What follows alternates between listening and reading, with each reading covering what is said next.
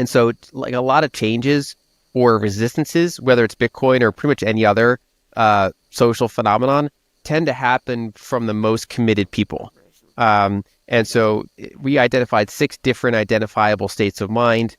There are 2 that are in for it. So one would be strongly for it and willing to expend resources to make it happen. Another would be for it, but more passively. Like you support it, you'll say you support it, but you're not really doing anything. You're not really willing to expend resources to support it.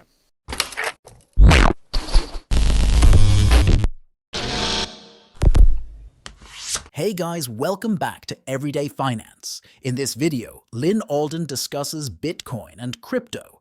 The recent ascent of Bitcoin to unprecedented heights has highlighted essential market dynamics that are influencing its path forward. The distribution of Bitcoin ownership stands out as a critical factor in the analysis. In a landscape characterized by speculation and shifts in power dynamics, Lyn Alden highlights the intricate equilibrium between individual investors and centralized players, including ETFs and large stakeholders, whose combined impact has the potential to either strengthen or undermine market stability. Institutional entities such as Grayscale's Bitcoin Trust, GBTC, have significantly increased their Bitcoin holdings, accumulating millions of coins. However, Alden observes that their impact is constrained by the fundamentally decentralized nature of Bitcoin's ownership framework. The increased involvement of retail investors serves to dilute concentrated influence while simultaneously bolstering Bitcoin's fundamental principle of decentralization. This allocation guarantees that no individual entity can dominate the network or substantially influence market results. Alden posits that individual stakeholders, as opposed to institutional players, exert significant power during pivotal occurrences like network upgrades or controversial hard forks. The collaborative decision-making process among users plays a crucial role in maintaining the network's integrity and ensuring effective decentralized governance. This situation highlights the strength of Bitcoin's community-oriented framework when confronted with possible centralization challenges. As Bitcoin's price ascends, the dynamics between decentralized governance and the increasing accumulation of wealth among institutional investors will significantly influence its long-term stability.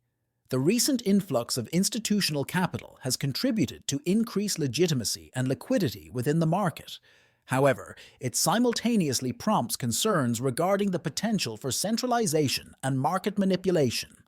For stakeholders and market participants, tracking these ownership trends is critical. A transition towards increased concentration may jeopardize Bitcoin's decentralized framework, potentially leading to systemic risks and heightened volatility. On the other hand, maintaining a balance of power among various market participants would enhance Bitcoin's attractiveness as a democratic and censorship-resistant asset. And lots of things Lyn Alden discusses, so please watch the video to end and share this video and subscribe our channel Everyday Finance. Thanks.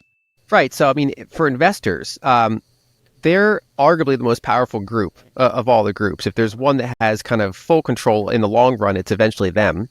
And that's especially true for a hard fork. So, for example, when Bitcoin and Bitcoin Cash split, investors can sell the coin that they don't like and use it to buy more of the coin they like. They can also even participate in futures markets if exchanges set them up ahead of a potential fork, which can determine whether that fork even occurs or set up the probability of how that's going to go.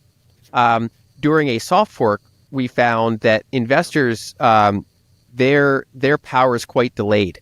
So when a soft fork is being proposed, when it's being activated by nodes and miners, and that whole process, investors are only able to access indirect power. You know, they can fund developers, they can fund advocacy, but their coins are not yet impactful during a soft fork process or lack thereof. And so that's basically one big power block right there. Miners are obviously a pretty big power block. They have the ability to determine what transactions go into a block as long as they're meeting consensus rules. They have the power to implement soft forks. A fairly small set of mining pools could implement a soft fork, even if the nodes don't agree with it. it would be and we'll probably get into that later. That'll be a fragile soft fork. It's almost like a you know majority. It's a filtering. It's not a fully adopted soft fork. But they have the power to basically either adopt one or not adopt one. And of course, they have a set of incentives. They want stability in the network. They want to maximize the value of what they're mining, and a whole other set of powers and incentives. Influencers, especially during 2017 when there was a lot of contention around soft forks and hard forks. Influencers can play a pretty big role because they can shape opinion of whether a consensus change should be made or should not be made. They can amplify some of the more technical voices that have smaller audiences, or they can counter amplify them. They can basically not amplify them. They can not bring them on there or kind of show them to their audience. And so they can shape the probability or the outcome of how consensus moves forward, and determining, kind of helping determine whether there has been sufficient consensus on the network yet to move forward with a change or not. And then the two developer groups, even though they both write code, so there's protocol developers and application developers, they have different powers and incentives. So protocol developers focus on maintaining Bitcoin itself. They also generally their incentives are going to be more aligned towards stability and security. Kind of like Steve mentioned, almost all changes are keeping it performant as it is, not actually implementing consensus changes. Application developers, they're building things like wallets or other layers or things that can fit on top of Bitcoin in various ways. Their power is different because they're not changing the protocol. They're not merging changes into the protocol, but they are generally more inclined, on average, toward benefiting from more features of the network because that gives them a bigger design surface. Joe Rogan, a globally influential podcaster, has emerged as a noteworthy figure in the Bitcoin ecosystem, not only for his vocal support, but also for his intriguing personal investment story. Over the years, Rogan's Bitcoin holdings have skyrocketed in value, showcasing the asset's transformative growth. In April 2024, Rogan disclosed his Bitcoin address, revealing a balance of 5.243 BTC, currently valued at approximately $5.21 million. What is remarkable is that Rogan has not transacted or moved his holdings in over a decade. Purchased in 2013 when Bitcoin traded at $123, this stash has appreciated over 30,000%, symbolizing Bitcoin's massive rise from a niche asset to a globally recognized store of value. This inactivity has sparked widespread speculation. Some believe Rogan's unwavering hold reflects strong conviction in Bitcoin's long-term potential as a global digital currency. Others theorize that Rogan may have lost access to his private keys, rendering the fortune irretrievable, a common issue in the early days of Bitcoin. Technologist Jameson Lopp has supported this possibility, while others like Daniel Burr have suggested that Rogan could donate his Bitcoin to charitable causes, given his apparent indifference to its monumental growth. Rogan's stance on Bitcoin remains clear, as evidenced by recent discussions on his podcast. He continues to laud Bitcoin as the most promising cryptocurrency, emphasizing its potential for widespread adoption. His journey with Bitcoin began in 2013, predating its mainstream popularity, marking him as an early adopter and advocate. This story highlights the importance of foresight and patience in the volatile world of cryptocurrencies. Rogan's untouched holdings serve as a testament to Bitcoin's maturation from speculative investment to a widely recognized digital asset class. For financial analysts and investors, his story underscores the significance of long-term perspective, security of private keys, and the potential for extraordinary returns in Bitcoin's evolving landscape. Let's get back to Lyn Alden interview. Hard forks and soft forks are very different in that regard. So a hard fork pretty much gives power to investors right away, even potentially before the fork occurs. Whereas a soft fork, because there's so many moving parts kind of going into that, miner activation, whether or not nodes are enforcing it, whether or not developers are merging it into software that nodes can pull to themselves, whether influencers are supporting it or not. We analyze the different levels of powers that change over time. So, for example, in the beginning of that process, investors start out relatively underpowered. They don't really have much influence one way or another, other than indirectly through supporting the other stakeholder groups. Whereas developers, economic nodes, miners, they start with more power.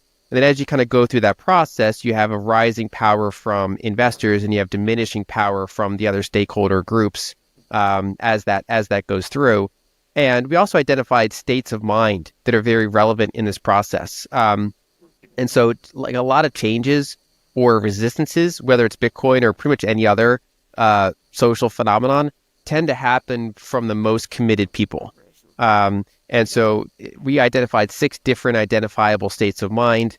There are 2 that are for it. So one would be strongly for it and willing to expend resources to make it happen. Another would be for it, but more passively. Like you support it, you'll say you're supportive, but you're not really doing anything. You're not really willing to expend resources to support it. And then on the other side of the spectrum, there's 2 that are against it. One is actively against it, willing to expend resources to try to prevent that change from happening. Then there's passively against it, which is you don't like the change. You'd voice your opinion, but you're not really expending resources to try to prevent it. And then there's 2 in the middle. One is that you're aware of the change and you don't have a conviction on it one way or another. Maybe you're not technical. You don't have a firm view. Maybe you haven't taken time to look into it, but you're not going to lose sleep either way if it's changed or not changed.